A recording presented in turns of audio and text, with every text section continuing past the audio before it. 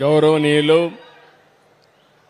రాష్ట్ర బీజేపీ అధ్యక్షులు శ్రీ మాధవ్ గారు, సహచర మంత్రివర్గ సభ్యులు, జనసేన నాయకులు కందుల దుర్గేశం గారు, ఈరోజు మీ అందరి ఉత్సాహం చూస్తూ ఉంటే చాలా ఆనందంగా ఉంది. ఇలాంటి ఉత్సాహానికి కారకులైనటువంటి వాటర్ రిసోర్స్ మంత్రి నిమ్మల రామానాయుడు గారు ఒకప్పుడు రైతుల ఆత్మహత్యలకు నిలయంగా ఆంధ్రప్రదేశ్ ఉండేది. ఈరోజు రైతుల ఆత్మహత్యలు లేని రాష్ట్రంగా తయారు చేయడానికి మనం ప్రయత్నం చేస్తున్నాం. దానికి ఆధిపత్యం వహిస్తున్న అచ్చెన్నాయుడు గారు, గౌరవ శాసనసభ్యులు తెనాలి శ్రవణ్ కుమార్ గారు, స్పెషల్ చీఫ్ సెక్రటరీ గౌరవనీయులు సాయి ప్రసాద్ గారు, గౌరవనీయులు chairman president distribution committee Shri Niranjan garu, అదే మరిగా vice chairman project committee Nagarjuna Sagar Shri Gopalakrishna garu, అదే మరిగా ఈరోజు chairman project committee lower Sagileru Kadapa Venkataramana Reddy garu. ఈరోజు నాకెంతో ఆనందం, చాలా తృప్తి. దీనికి కారకులైనటువంటి సాగునీటి సంఘాల అధ్యక్షులందరికీ పేరు పేరున మనస్ఫూర్తిగా నమస్కారాలు, అభినందనలు, శుభాభినందనలు. ఈరోజు మనందరం కూడా నీరు ప్రగతి, అదే మారుగా జలహారతి, సాగునీటి సంఘాల కర్తవ్యం కింద మనం సమావేశమయ్యాం. నీరు అనేది చాలా ముఖ్యం. నీరు లేకపోతే ఒక గంట ఉండలేం. అవునా కాదా అని మిమ్మల్ని అడుగుతున్నా. దినానికి 4 లీటర్లు నీళ్లు తాగితే 3 నుంచి 4 లీటర్లు నీళ్లు తాగితే ఆరోగ్యంగా ఉంటాం.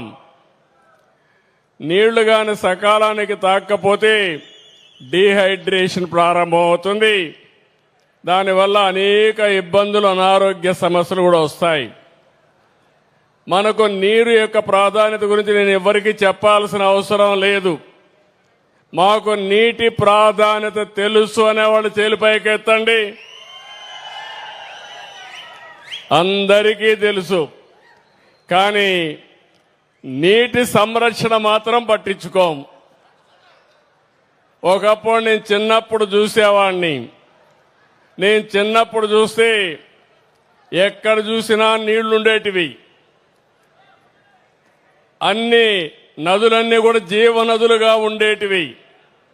నేను చిన్నప్పుడు నడుస్తూ మా హై స్కూల్కి పోవాలంటే నదులు, కాలువలు దాటుకుని 6 కిలోమీటర్లు పోయి చదువుకొని మళ్ళా తిరిగి రాత్రి ఇంటికి వచ్చేవాడిని. ఇంకో పక్క ఆ రోజు మీరు చూస్తే రాయలసీమ ప్రాంతంలో కూడా ఊట కాలువలు ఉండేటివి. ఊట కాలువల్లో నీళ్లు సమృద్ధిగా వచ్చేది. అందులోనే పంటలు కూడా వచ్చేటివి. తర్వాత కరెంటు వచ్చింది.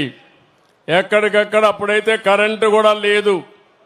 ఎక్కడికక్కడ ఎద్దలతో నీళ్లు తీసుకుని మూట పెట్టి ఆ మూటతో తీసుకునేవాళ్ళం. తర్వాత కరెంటు వచ్చింది. నీటి మీద నిర్లక్ష్యం వచ్చింది. ఎక్కడికక్కడ నీటి సమస్యలు వచ్చాయని చెప్పి కూడా నేను మీకు తెలియజేస్తున్నా. రాయలసీమ మొన్నటి వరకు చూస్తే ఎక్కడికక్కడ పోరాటాలు జరిగాయి. అందరూ అన్నారు రాయలసీమ రాళ్ల సీమగా మారిపోతుంది, ఎడారిగా మారిపోతుందంటే కాదు, నా రాయలసీమ రతనాల సీమ చేయాలని ఆలోచించిన వ్యక్తి నందమూరి తారక రామారావు గారు. అక్కడి నుంచి ప్రారంభించాం. ఈరోజు మీరు ఒక్కసారి ఆలోచిస్తే బచావత్ అవార్డులో కృష్ణా నదీ జిల్లాలకు మనకు వాటా ఉందని మళ్ళీ తీర్మానం వచ్చే వరకు, నెక్స్ట్ ట్రిబ్యునల్ వచ్చే వరకు ఆ నీళ్లు ఉపయోగించుకోవచ్చని ఆలోచించిన వ్యక్తి నందమూరి తారక రామారావు గారు. అక్కడి నుంచి దశ దిశ మార్చాం. ఈరోజు ఇబ్బందులు లేని పరిస్థితికి వచ్చాం. నేను ఒక మాట చెప్తున్నాను రాయలసీమలో ఉండే వాళ్ళందరికీ. ఆ రోజు ఆయన ప్రారంభించిన హంద్రీ నీవా, నగరి గాలేరు, తెలుగు గంగ, ఏ ప్రాజెక్టు చూసినా ఈరోజు రాయలసీమకు వచ్చాయంటే అది తెలుగుదేశం పార్టీ చూపించిన చొరవ. ఆ రోజు తెలుగు గంగ చెన్నైకి నీళ్లు ఇవ్వాలంటే నీళ్లు ఇవ్వడానికి నేను వ్యతిరేకం కాదు, కానీ మా రాయలసీమకు కూడా నీళ్లు ఇవ్వాలని పైప్ లైన్లో కాదు కాలువల ద్వారా ఆ ప్రాంతాన్ని సస్యశ్యామలం చేసిన తర్వాతనే చెన్నైకి నీళ్లు ఇస్తామని చెప్పిన వ్యక్తి నందమూరి తారక రామారావు గారు.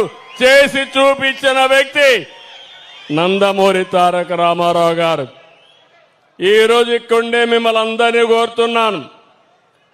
నేను మిమ్మల్ని అందరినీ చూస్తే చాలా సంతోషంగా ఉంది. దానికి కారణం నీటి విలువ తెలిసిన వ్యక్తిని. నేను చిన్నప్పుడు నీళ్లు చూశాను, తర్వాత నీటి కోసం యుద్ధాలు చూశాను. ప్రాంతాల వారీగా, జిల్లాల వారీగా, రాష్ట్రాల మధ్య, దేశాల మధ్య నీటి కోసం విభేదాలు, నీటి కోసం పొట్లాట్లు జరిగే పరిస్థితి వచ్చాయి. కావేరీ విషయంలో మీరు చూశారు. ఆ రోజు రెండు రాష్ట్రాల మధ్య కూడా విభేదాలు వచ్చి ఎక్కడికక్కడ బందులు చేసుకునే పరిస్థితి కూడా వచ్చాం. ఈరోజు అందుకని నేను ఒకటే ఆలోచించాను, నీటి సమస్య శాశ్వతంగా పరిష్కారం కావాలని అనేక కార్యక్రమాలు చేశాను. నీరు మీరు అని పెట్టాను, నీరు చెట్టు అని పెట్టాను. భూగర్భ జలాలు పెంచడానికి, భూమిని జలాశయంగా చేయడానికి ఆ రోజు ఇంకుడు గుంతలు కూడా తవ్వాం. ఇలాంటి కార్యక్రమాలు చేసి ఈ రోజు నేను గర్వంగా చెప్పగలుగుతున్నాను. నిన్నే మన ప్రధానమంత్రి నరేంద్ర మోడీ గారు అనంతపూర్ జిల్లా మాట్లాడారు. దేశంలో తక్కువ వర్షపాతం పడే జిల్లాల్లో రెండో జిల్లా అనంతపూర్ జిల్లా. అందరూ అన్నారు ఎడారిగా మారిపోతుందని. నా కళ్ళ ముందర చూశాను. 10 సంవత్సరాల్లో 8 సంవత్సరాలు పంట వచ్చేది కాదు, అది కూడా వేరుశెనగ పంట.